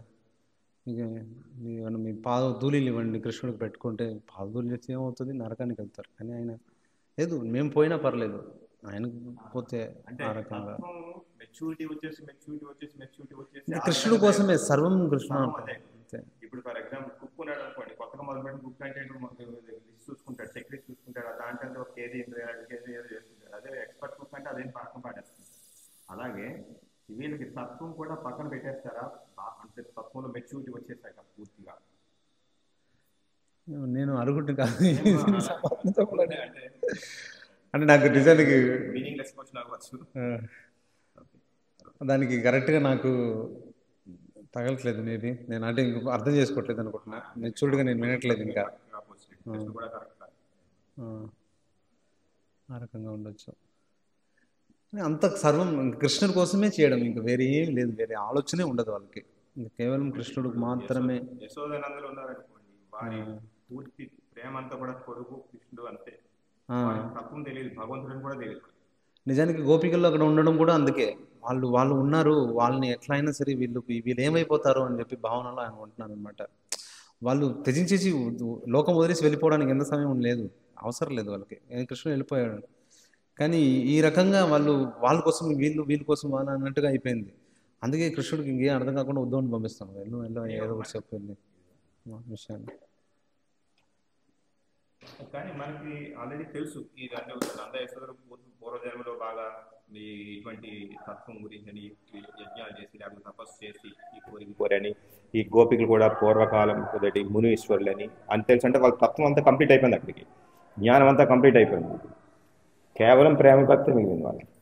అది ఇప్పుడు చూపించారు అని చెప్పేసి అనుకుంటున్నాను. మనకు తత్వపరంగా అది ఆన్సర్ కావచ్చు. ఐశ్వర్య జ్ఞానం అనేది సడన్గా కూడా అర్థమవుతుంది, సడన్గా బయటకు రావచ్చు. కృష్ణుడు ఏదైనా నీళ్ళలో యశోదమ్మ కూడా చూపిస్తారు కదా, నోట్ల నుంచి ఆయన మొత్తం సర్వ లోకాలను కూడా సర్వలోకమకేశ్వరం అని చెప్తున్నాను, నేనే కారణం అని చెప్పేసి వెంటనే ఏం అర్థం కావట్లేదు, ఏం తీసుడు మొత్తం ఏ రకంగా ఉందని చెప్పేసి. కానీ వెంటనే ఆ అమ్మాయిని వెంటనే కృష్ణుడు తీసేస్తున్నాడు. ఆయనకు అర్థమవుతుంది అనవసరంగా అంటే ఐశ్వర్య భావంకి వచ్చేస్తే ఇంకో ఏం ఉండదు అనమాట. ఇంకా తల్లి ఒక ప్రేమ అనేది ఉండదు.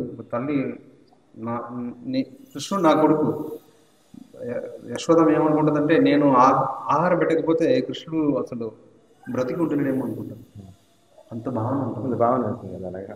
అసలు చూడాలి. ఇంకా నేను చూడకపోతే ఇంక కృష్ణుడు ఎవరు చూస్తారు, ఎవరు లేరు పక్కన పెట్టండి, నేను చూడాల్సిందే, ఇక నేను ఇవ్వాల్సిందే. అసలు ఆయనకి ఏం అవసరం లేదు అనే విషయం తెలిస్తే మీ తక్కువ. ఆయనకి అనలేదు కదా, ఆయనకి ఏం అవసరం లేదమ్మా అని మీరు ఏం చెప్తే వాళ్ళకి ఏమో అర్థం కాదు. లేదు నేను పెట్టకపోతే ఏమైపోతాడు ఆ భావన. అంటే ఇప్పుడు అది కూడా ఒక ప్రశ్న యాక్చువల్గా. మనకి ఏమంటారంటే కొంతమంది భగవంతుడు కదా, భగవంతుడు ఎలాగైనా తీసుకుంటాడు అని చెప్పేసి నిష్ఠలు కూడా తగ్గించేస్తుంటారు. అంటే అలా కాకుండా ఆయన మీద ప్రేమ కాకుండా తత్వం ఎక్కువ అవుతుంది, అక్కడ తత్వం ఎక్కువ అవుతుంది వాళ్ళకి. అది తప్పు అనమాట. అది సెంటిమెంటలిజం. ఏ రకంగా నేను ఒక వ్యక్తిని కలిసాను, ఇక్కడ మేము వెళ్తున్నాం, అతను ఎక్కడ రిషికేశ్లో కారుకి కూర్చున్నాం, అంటే బండి కూర్చున్నాం, అందరూ బండి బయలుదేరుతూ బద్రీనాథ్ వెళ్తున్నాం. నేను అంటున్నాను ఇంటికే సిగరెట్ తాగుతున్నావు అని అడిగాను అనమాట. నేను శరీరం కాదన్నాడు. అది శరీరం కాదు బాగానే ఉంది. భక్తులు అందరూ ఏం మాట చెప్పాడు, ఏం మాట చెప్పాడు, అని బుద్ధి లేదు, మీకు బుద్ధి లేదు కదా, మన శరీరం కాదు కదా బాబు అన్నాడు. శరీరం నువ్వు కాదు మరి ఎందుకు తాగడం ఎందుకు, శరీరం నాకు కాదు కదా, తాగితే తప్పేముంది, అలా కాదు. అదే కన్సిడరేషన్ లేదు, ఇన్కన్సిడరేషన్ అంటారు దీన్ని, పరిగణలో తీసుకోవట్లేదు. మన శాస్త్రం చాలా విషయాలు చెప్తుంది పరిగణలో మనం తీసుకోవాలని చెప్పేసి. ఇవాళ పొద్దున కూడా మనం చదువుతున్నాం, మనం వంశకృష్ణ పర్వం చదువుతున్నారు కదా, అందులో ఒక విషయం చెప్తున్నారు. ఎవరెవరు ఉన్నారు దాంట్లో, 5 గురించి చదివారు మార్నింగ్, విన్నారా? అందులో దేవతలు కూడా ఉన్నారు, పరిగణలో తీసుకుంటున్నారు కదా. మార్నింగ్ చదివాం కదా, ఇవాళ చదివిందా, నిన్న చదివితే మాకు వస్తుంది. మీరు ఇక్కడ చదువుతున్నది మార్నింగ్ శ్లోకము, మాకు అక్కడ రేపటికి వస్తుంది. అట్లా ఆడియోనా? ఆడియో ఈరోజు ఉదయం కూడా చదివాము, కానీ అది కాదనుకుంటా, మీకు అప్పుడే వచ్చి ఉండదు. అదే మరి నిన్న చదివిందేమో, నిన్నటిది. అందులో 5 విషయాలు చెప్తారనమాట, పరిగణలో మనం తీసుకోవాల్సిన విషయం అందులో ఒకటి అనమాట. సో అని పరిగణలో తీసుకోండి, మనం ఇన్కన్సిడరేట్గా ఉండకూడదు అనమాట. కనీసం మినిమం ఏంటంటే నర దేవ తెలియసు అంటే శాస్త్రం ఏం చెప్తుందంటే నర దేవుడు తెలియకు 3 కూడా కలిసి కోఆపరేషన్ అనేది ఉండాలి. అది వర్ణాశ్రమంలో సాధ్యం అవుతుంది. మనం ఇక్కడ జంతువులను ఇక్కడ వాడుతున్నాం, రేపు అంతా కార్లు మోటార్ సైకిల్ వాడుతున్నాం, ఎద్దుల బండ్లు ఏం వాటల, గుర్రం బండ్లు వాటల. ఇప్పుడు మనం పూర్వ గ్రామంలో గుర్రలు కొన్నారంట, గుర్రము అందరూ గుర్రం మీద తిరుగుతున్నారంట. చాలా ఆనందంగా ఉంది వినడానికి. నరదేవ తెలియక భావత చెప్తున్న విషయాన్ని పాటిస్తున్నారంటే ఆనందంగా ఉంది. ఆ రకంగా ఉండాలి, అంతేగాని మనం చాలా సమస్యలు ఉన్నాయి దాని ద్వారా మనం తెలుసుకోవచ్చు. తమిళనాడు జల్లికట్టు కూడా అంతే, ఆ ఎద్దులు ఏం చేస్తారు, వాడుకోవట్లేదు, వాళ్ళంతా దానికోసం మెయింటైన్ చేస్తారు అన్నమాట ఆ ఎద్దుల్ని. కానీ ఇది అంటే ఈ పోటీ పెట్టుకుంటేనే వాళ్ళకి దాన్ని మెయింటైన్ చేయలేదు, మెయింటైన్ చేయాలంటే డబ్బులు కావాలి, ఆ పోటీలు పెట్టుకుంటున్నారు. అది అలాంటి దాన్ని చంపేస్తే ఏమవుతుంది అంటే మంచి మీరు జెనెటిక్ అనేది అంటే మంచి ఆవులు రావు అనమాట. పుట్టడం అనేది అక్కడ నశించిపోతుంది అనమాట. అందుకని ఇది ఒక పెద్ద తత్వం అనమాట. అది వ్యవసాయంలో పెట్టుకోవట్లేదు, విత్తనాలు పెట్టుకోవాలి. విత్తనాలు పెట్టుకోవడానికి చాలా ఇంపార్టెంట్ అయిన విషయం, అర్థం కావట్లా. మధ్య సంప్రదాయం కూడా అంతే చేస్తారు వాళ్ళు. చిన్నప్పటి నుంచి వాడు ఊరికి వస్తూ ఉంటారు అనమాట, నువ్వు సన్యాసి కావాలి, సన్యాసి కావాలి, సన్యాసి కావాలని వాడు అనుకుంటూనే ఉంటాడు అనమాట. వాడికి అవ్వకపోతే వాడు కొడుకుని చెప్తా ఉంటాడు, నువ్వు సన్యాసి కావాలి, సన్యాసి కావాలి. 7 ఏళ్ళు 10 ఏళ్ళు 9 ఏళ్ళు సన్యాసం చేసుకుంటారు వాళ్ళు. చూడండి, అర్థమవుతుంది కదా. మహారాజ్ నేను ప్రశ్న అడిగాను అనమాట, ఎట్లా ఈ ఆవుల్ని ఏం చేయాలని చెప్తే, కలిసిన ఆవు మళ్ళీ అదే ఆవు కలవకూడదు, లేకపోతే దూడలు సరిగా ఉండదు, ఆ రకంగా మీరు దాన్ని ప్రాపర్గా, ఇదంతా సైన్స్ అనమాట, చేసుకుంటూ ఉంటే మంచి ఆవు వస్తుంది అని చెప్పేసి. దాని ఒక ఆవు ఒక పాలు తాగితే మనకి అమృతం అనమాట, రోగాలన్నీ పోతాయి. ఎందుకంటే ఆవులు అన్నీ తింటాయి, గడ్డి గిడ్డి అంతా. ఏదైతే దానికి మూలికలు కూడా పెరిగొచ్చు అనమాట, వచ్చేది మూలిక పాలు అనమాట, డైరెక్ట్గా మెడిసిన్. ఇక కషాయం తాగాల్సిన పనుల, డైరెక్ట్ ఒక గ్లాస్ పాలు అయిపోయింది. రామదాస్ గురించి చాలా ఆనందంగా ఆ పాలు తాగితే అసలు అమృతం అన్నారు. కాబట్టి ఆ రకంగా ఎంత నిజం. కానీ ఆ రకంగా మనం చేసుకోవాలి విషయాలు. మనం ఏమో హాస్పిటల్ తిరుగుతున్నాం. ఆవులు పెంచితే సరిపోతుంది దానికి. మాధవ్ బాబు చెప్తా ఉంటాడు అనమాట, ఆవులు పెంచితే సరిపోతుంది అంటాడు ఆయన. ఒక విషయం ఇక్కడ తత్వం గురించి, భావోద్వేగం గురించి వచ్చింది. ఓకే, నేను ఒక ఉదాహరణ ఇస్తాను. ఇప్పుడు ఈ కాలు నుంచి అటువైపు వెళ్ళాలి. ఇక్కడ కాలు ఉంది కదా, ఈ తటం నుంచి ఇంకో తటం ఉంది. ఎలా వెళ్తాం? ఎక్కడ ఏదైనా బోట్ ఉందనుకోండి, బోట్లో కూర్చొని మనం వెళ్ళిపోతాం. అటు వెళ్ళిపోయిన తర్వాత ఆ బోట్ అవసరమా? అవసరం. ఇది మాయావాదులు ఇచ్చేటువంటి ఉదాహరణ. మీరు చెప్పేదంతా అలాగే ఉంది. ఏంటంటే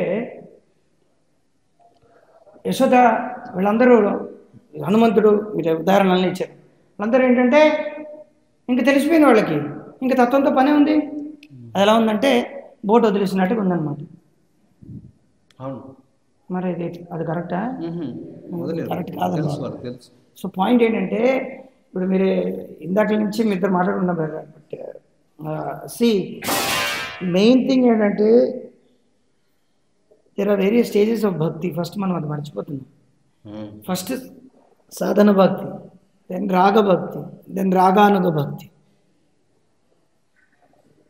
సో అన్నిట్లోని జ్ఞానము కర్మము ఉంటాయన్నమాట. జ్ఞాన కర్మ లేకుండా అవ్వదు. కానీ శుద్ధ భక్తిలో ఏంటంటే జ్ఞానము కర్మ శుద్ధ భక్తి ద్వారా ఉత్పన్నం అవుతాయి. కానీ సాధన భక్తిలో మనం భగవద్జ్ఞానం, భగవంతుడి కోసం కైంకర్యం ఏదైతే కర్మలు ఉంటాయో వాటిని భగవంతుడి కోసమే మనం చేయాలని మనం దాన్ని ట్రైనింగ్ తీసుకోవడం సాధన భక్తి. మనం అంతా అయిపోయిన తర్వాత రాగభక్తికి వచ్చిన తర్వాత వదిలేయడం కాదన్నమాట. అది ఉండదు. ఇది సరిగ్గా అర్థం చేసుకోకపోవడానికి ఒక కారణం. రెండవది మాయావాద తత్వం మనకి గుసాది అంటే మన మనసులో ఉందన్నమాట. ఓకే, యశోదకి ఇంకా భావోద్వేగం వచ్చేసిందంటే ఇంక వాళ్ళకి తత్వంతో పనే ఉంది, తత్వం వదిలేసారు, బోట్ వదిలేసినట్టు అనమాట. That is not correct. ఇది చాలా ముఖ్యం, ఇది అర్థం చేసుకో. అందుకే భక్తి రసామృతం పదే పదే చదవాలి. ఆనుకూల్య ఏమిటిది అన్యాభిలాషిత శూన్యం జ్ఞాన కర్మ ధనావృతం అన్నారు. కానీ జ్ఞానము కర్మం ఇంకా అవసరం లేదు అనలేదు అన్నమాట అక్కడ.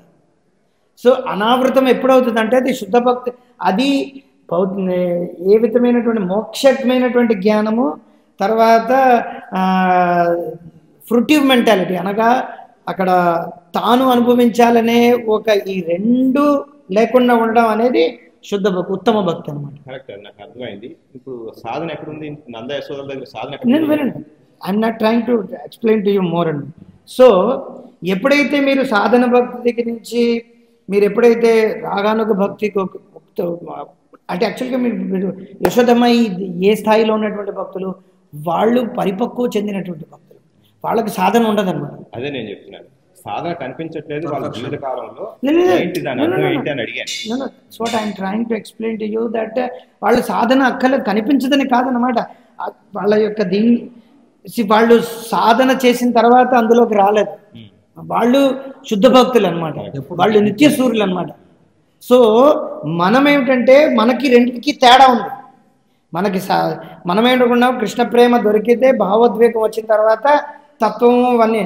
కాకపోతే అక్కడ యశోద కానీ హనుమంతుడు కానీ వాళ్ళ యొక్క భావంలోనే జ్ఞానము కర్మము అన్నీ ఉంటాయన్నమాట. మనకు అలా కాదు, మనం తీసుకోవాలి, మనం చెయ్యాలన్నమాట, మనం తెలుసుకోవాలి భగవంతుడు అంటే ఏమిటి. వాళ్ళకి అక్కడ తెలియదంటే దాని అర్థం ఏంటంటే ఆ రకంగా అవ్వడమే మన యొక్క లక్ష్యం. ఇది అర్థమైందా మీకు? అక్కడ ఏంటంటే వాళ్ళకి ఇప్పుడు అంటే ఆ పరిధిలోనే ఉంటుంది జ్ఞానము వాళ్ళు చేసే పని. పరిధి కాదు ఇక్కడ, ఇది మనం అర్థం చేసుకోవాలి. శుద్ధ భక్తి ద్వారా వాళ్ళు చేస్తున్నటువంటి ఏదైతే యశోదమై పాలు తీస్తుందంటే అది యాక్చువల్గా ఆ కర్మ ఏదైతే ఉందో అది పర్ఫెక్షన్ పొందినటువంటి కర్మ. ఆ జ్ఞానం ఏదైతే ఉందో భగవంతుడు నాకు తెలియదు, భగవంతుడు నేను చూసుకోవాలి అనుకోవడం పర్ఫెక్షన్ యొక్క జ్ఞానం. కానీ అది అలాంటి మాత్రాన తత్వం వదిలేయడం అది కాదనమాట. ఆ అండర్స్టాండింగ్ తప్పండి. అందుకని అనావృతం అంటే అది అంటే మీరు ఇందాక తత్వంతో పని లేదు అని అన్నారు కదా, అది కాదనమాట. కుక్ ఉన్నాడు అనుకోండి, మొదట్లో వాడు మొత్తం అంతా చెక్ లిస్ట్ చూసుకుని చేస్తున్నాడు, తర్వాత రాను అది ప్రాక్టీస్ అయిపోతుంది అతనికి. అది నేను చెప్పింది ఏంటంటే ఈ తత్వం కూడా అతనికి ఇన్హెరెంట్ గా ఉండిపోతుంది, బిల్ట్ ఇన్ అయిపోతుంది దాంట్లో అర్థం. అంటే ఇప్పుడు ఫర్ ఎగ్జాంపుల్ మనం ఊపిరి తీసుకుంటున్నాం అనుకోండి, మనకు తెలియదు అనమాట మనం ఊపిరి తీసుకుంటున్నాం, కానీ మనం స్వతహాగా మనం ఊపిరి తీసుకుంటాం. అలాగా స్పాంటేనియస్ డివోషనల్ సర్వీస్ అనేది అటువంటిది అన్నమాట. ఇప్పుడు కుక్ ఉన్నాడంటే అలా చూసుకున్నాడంటే దాని అర్థం ఏంటంటే మన ఎగ్జాంపుల్ ఇవ్వచ్చు. ఇంకోటి మనకి శిలాప్రభుత్వం మనకి చాలా ఎగ్జాంపుల్ ఇచ్చారు. మనం సైకిల్ నేర్చుకుంటున్నాం అనుకోండి, బ్యాలెన్సింగ్ అనేది మనకి ఫస్ట్ మోస్ట్ ఇంపార్టెంట్ థింగ్. అప్పుడు సైకిల్ తొక్కడం వచ్చేసాక బ్యాలెన్సింగ్ అనేది బ్యాక్గ్రౌండ్కి వెళ్ళిపోతుంది ఆ విధంగా. కానీ ఇప్పుడు మీరు ఒక మాట అన్నారనమాట, అంటే తత్వము భావము రెండు బ్యాలెన్స్ చేస్తారన్నారు, ఒక పదం మాట్లాడారు, అది ఉండదు అన్నమాట, బ్యాలెన్సింగ్ కాదన్నమాట. అంటే భావోద్వేగం కూడా పెరుగుతుంది. లేదు ఇప్పుడు కూడా భావోద్వేగాలు ఉన్నాయి మనకి లేవా? మనకు ఉన్నాయి, మనకి సెంటిమెంట్ ఉంది. కానీ మహారాజ్ ఒక లెక్చర్ ఇచ్చారు, you just hear, not just sentimentalist ఒక లెక్చర్ ఉంది. సో అందులో ఒక లెక్చర్ ఉంటుంది సెంటిమెంటలిస్ట్ ఉందా అంటే, అది ముఖ్యంగా ఏంటంటే మహారాజ్ ఎలాగా మనం sentimentalist, but we are not just sentimentalist. Sentiments are important, otherwise we can't practice Krishna conscious. But ఒకటి మనకి ఇటువంటి ఎగ్జాంపుల్స్ చాలా ఇస్తుంటాం. ఒకసారి ఏంటంటే గురువు గారి మీద చాలా నమ్మకం ఉన్న శిష్యుడు ఒకళ్ళు ఉంటారు. ఇప్పుడు చూడు మనకి ఎగ్జాంపుల్స్ ఉంటాయి కదా, తండ్రి చెప్తాడు, కొడుకు ఏమో ఒకరోజు తండ్రి వేరే ఊరు వెళ్తే కొడుకు నైవేద్యం పెట్టాల్సి వస్తుంది. నైవేద్యం పెట్టడానికి కొడుకు వెళ్తే భగవంతుడు తీసుకోడు నైవేద్యం ఎంతసేపటికి పెట్టినా సరే. కానీ అప్పుడు కొడుకు ఏమంటాడు, నమ్మకంతో భగవంతుడు వచ్చి తిను అంటాడు. మా నాన్న తిడతాడంటే అది భగవంతుడు నిజంగా వచ్చి తీసుకుంటాడు. అక్కడ కుర్రవాడికి ఏం తత్వం ఉంది చెప్పండి? ఓకే, కుర్రాడికి ఏం తత్వం ఉందని అడిగినప్పుడు అదే పాయింట్ ఏంటంటే, ఆ కుర్రవాడు ఆల్రెడీ పరిపక్వ చెందినటువంటి వ్యక్తి. గోపికుడు నంద మహారాజు చెప్పిందట చెప్తుంది అది కరెక్టే. కాకపోతే తత్వం మీరు ఇక్కడ నాకు అర్థం అవటం లేదు. నా పాయింట్ ఏంటంటే అక్కడ తత్వం లేదని కాదనమాట. అంటే నేను ఆ ఒక్క జన్మే చూసి చెప్తున్నాను కాబట్టి మీకు అలా అనిపించింది. మనం చెప్తాం కదా, కాకపోతే మనం చెప్తున్నాం కదా తత్వం అవసరం లేదు, తత్వంతో పని లేదు, ఇంకా భావం ఒకటే మిగులుతుంది అని మీరు ఇందాక వివరించారు. అలా వివరించడం అనేది తప్పు ఉంటుంది. ఆ విధంగా చూసుకున్నట్టయితే ఇల్లిటరేట్ ఉన్నాడు అనుకోండి, వాడికి తత్వం రాదు, వాడికి భక్తి రాదా? పాయింట్ ఏంటంటే మనం మాట్లాడుకున్నటువంటి తత్వం ఏంటంటే అది కృష్ణ ఈజ్ సుప్రీం, సంబంధ జ్ఞానం, అభిధేయ జ్ఞానం, ప్రయోజన జ్ఞానం. వాళ్ళు ప్రయోజన జ్ఞానంలో వాళ్ళు యాక్ట్ చేస్తున్నారు. ప్రయోజన తత్వం అనేది ప్రేమతత్వం. ఎప్పుడైతే మీరు అందులో యాక్ట్ చేస్తారో మీ సంబంధ జ్ఞానం, అభిధేయ జ్ఞానం ఇవన్నీ కూడా అందులో ఇమిడి ఉంటాయన్నమాట. అది మనం అర్థం చేసుకోవాలి. ఇది ఇక్కడ మూడు రకాలైనటువంటి స్థాయిలు ఉన్నాయన్నమాట. ఒకటి సంబంధ జ్ఞానం, ఒకటి అభిధేయ జ్ఞానం, ఇంకోటి ప్రయోజన జ్ఞానం. మీరు ఎప్పుడైతే ప్రేమ భక్తిలోకి వెళతారో ప్రయోజన జ్ఞానం అంటే మీరు ప్రయోజన తత్వంలో మీరు యాక్ట్ చేస్తున్నప్పుడు సంబంధ జ్ఞానం, అభిధేయ జ్ఞానం అవసరం లేదు. అది మనం ఎప్పుడైతే మనం ఈ విషయంగా చెప్పాలన్నమాట, అంతేకాని తత్వం వదిలేయడం కాదనమాట. అంటే చాలా బాగా నేను ఇందాక డిస్కషన్ అంతా నేనేం విన్నాను అనమాట, అందుకు నేను చెప్తున్నాను. ఎందుకంటే చాలా మంది డివోటీస్ ఇలాగే అనుకుంటారు, సేమ్ మాయావతీస్ లాగా. ఇంకా అంటే అవి చాలా మంది మీరు నార్త్ సైడ్ వెళ్ళారు అనుకోండి, అవి సార్ భక్తి అవి జ్ఞాన్ కా క్యా మూల్య హై అనుకుంటారు అన్నమాట. యశోద కే పాస్ క్యా జ్ఞాన్ హై वो तो कर रही है, కానీ అది కాదనమాట. వాళ్ళకి జ్ఞానం అవసరం లేదని కాదు, మీరు అర్థం చేసుకోవాలి. కానీ ఎప్పుడైతే ప్రయోజనమైనటువంటి ప్రయోజన జ్ఞానంలో వాళ్ళు ప్రేమ భక్తిలో ఉన్నారు కాబట్టి అందులో సంబంధం, అభిధేయం మూడు ఇమిడి ఉంటాయన్నమాట. మనకేమిటంటే వాళ్ళు స్వతహాగా యాక్ట్ చేస్తున్నట్టుగా మనకి జ్ఞానం లేనట్టుగా మనకు అనిపిస్తుంది, కానీ అది భౌతికం. మనం ఇక్కడి నుంచి చూస్తున్నాం కాబట్టి. ఇప్పుడు ఇదే విషయము భక్తి రసామృత చంద్రలో ఆయన వివరిస్తారన్నమాట రూప గోస్వామి. అన్యాభిలాషిత శూనం జ్ఞానకర్మాజనావృతం ఆనుకూల్యేన కృష్ణ అనుశీలనం అంటారు. కృష్ణశీలనం అంటే పదం సరిపోతుంది. అనుశీలనం ఎందుకు?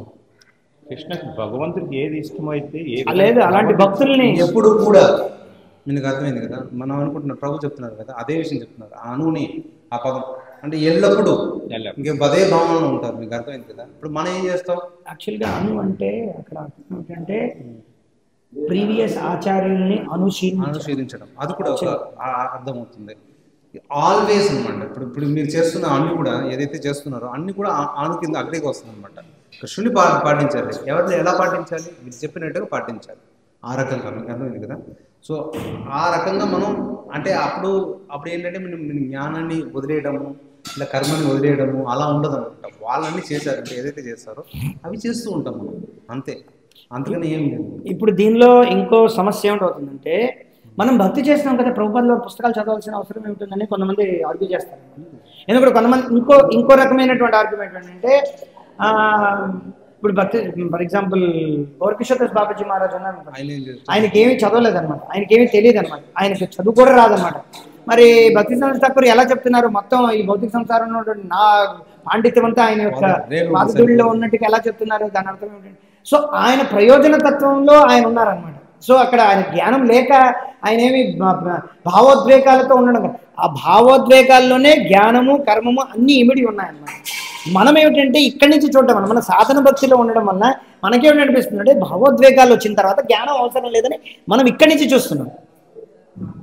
అర్థమవుతుంది మీకు? అంటే ఒక చిన్న ఫైన్ ట్యూనింగ్ అవసరం అనమాట, ఇంకేమీ కాదు. ఫైన్ ట్యూనింగ్ అనమాట. నేను జ్ఞానం వద్దని చెప్పట్లేదు, అది లేకపోతే ఆ స్థితికి వెళ్ళాం, దాంట్లో డౌట్ లేదు. అంటే వీళ్ళని మనం అప్పటికప్పుడు చూస్తున్నాం కాబట్టి మనకు అలా అనిపిస్తుంది, కానీ వాళ్ళ బ్యాక్గ్రౌండ్ డిఫరెంట్ గా ఉండి ఉంటుంది అని చెప్పేసి. కానీ ఇంకోటి ఉంది, కానీ మీరు ఎప్పుడైతే శుద్ధ భక్తి పాటిస్తారో శుద్ధ భక్తిలోంచి జ్ఞానము కర్మం వస్తాయన్నమాట. యాక్చువల్గా చెప్పాలి, ఇంకా ముఖ్యంగా చెప్పాలంటే, నేను పుస్తకాలు చదవక్కర్లేదు అసలు.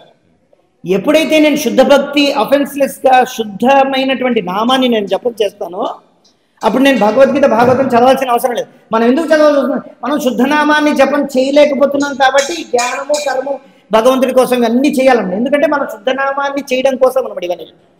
మనం ఎప్పుడైతే శుద్ధనామం చేస్తామో అందుకే ప్రభుపాదులో చాలా చెప్తారు, మనం ఎప్పుడైతే శుద్ధ భక్తి చేస్తాం కదా, మనం ఆటోమేటిక్గా శుద్ధమైనటువంటి జ్ఞానము శుద్ధమైనటువంటి కర్మ మన అన్ని కూడా ప్యూరిఫికేషన్ స్టేజ్లో ఉంటాయన్నమాట.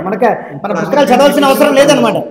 మీకు అర్థమవుతుందా? ఇప్పుడు అంటే ఒకటేంటంటే ఆల్రెడీ ప్రయోజన జ్ఞానంలో వాళ్ళు యాక్ట్ చేస్తున్నారు కాబట్టి they are in the perfection stage, కాబట్టి వాళ్ళలో జ్ఞానము కర్మము ఆల్రెడీ ఇమిడి ఉన్నాయి. ఒకటి.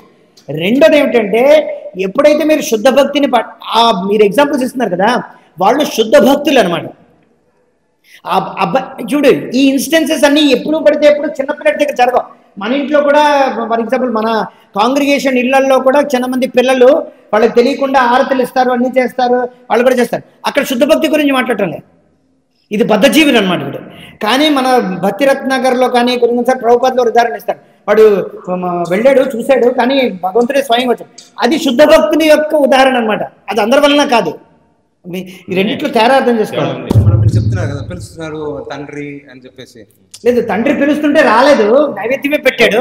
కొడుకు పిలిచిన తర్వాత సాక్షాత్గా భగవంతుడు. అది శుద్ధ భక్తి. యాక్చువల్గా దాన్ని ప్రూవ్ చేయడానికి ఏమిటి?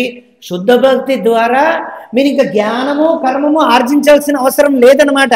శుద్ధ భక్తి ద్వారానే మీకు సంబంధ జ్ఞానం, అభిధేయ జ్ఞానం, ప్రయోజన జ్ఞానం వస్తాయి. కానీ మనకి రావటం లేదు, ఎందుకంటే మనం సాధన భక్తి సమంగా చేయలేకపోతున్నాం. అఫెన్స్ నామభాషలో ఉన్నాం కాబట్టి ఇవన్నీ మనం చేయగా ఆ స్టేజ్కి వస్తాం అనమాట. ఈ రెండింటికి చాలా తేడా ఉంది. అంటే ఇది ఇంకా వివరంగా అర్థం చేసుకోవచ్చు. But why I made it to understand, because ఈ రకమైనటువంటి అంటే తత్వం వదిలేయాలి లేకపోతే అవసరం లేదు అలాగుంది మనకు అర్థం కావడం లేదనమాట. ఎందుకంటే వీఆర్ సీయింగ్ ఫ్రమ్ హియర్. అది తత్వం వదిలేయాలని నేర్చుకోకలేదు బాబు. వాడికి అలా మీరు అన్నట్టుగా ఇది నేర్చుకున్నాక వాడు ఆ స్థితికి వెళ్ళాక ఇది అంతా కూడా బిల్ట్ అయిన ఇన్హెరెంట్ గా వాళ్ళు ఉండిపోతుంది, ఇంక్లూడెడ్ అని చెప్పేసి అర్థమవుతుంది, దాంట్లో డౌట్ లేదు. ఇది అంటే పదజాలం కూడా చాలా మీకు నేను తర్వాత మాట్లాడతాను ఈ విషయం గురించి. భక్తిరస సమృద్ధి ఓకే, మీరు భక్తిరస సమృద్ధిలో ఈ ముఖ్యమైనటువంటిది అంటే ప్యూర్ డివోషనల్ సర్వీస్ గురించి చదవండి ఒకసారి చదివితే మీకు విషయాలన్నీ తెలుస్తాయి. హరే భక్తిరస సమృద్ధి మనం చదవాల్సిన పుస్తకం. హరే కృష్ణ. శ్రీమద్ భాగవతం కి జై జై.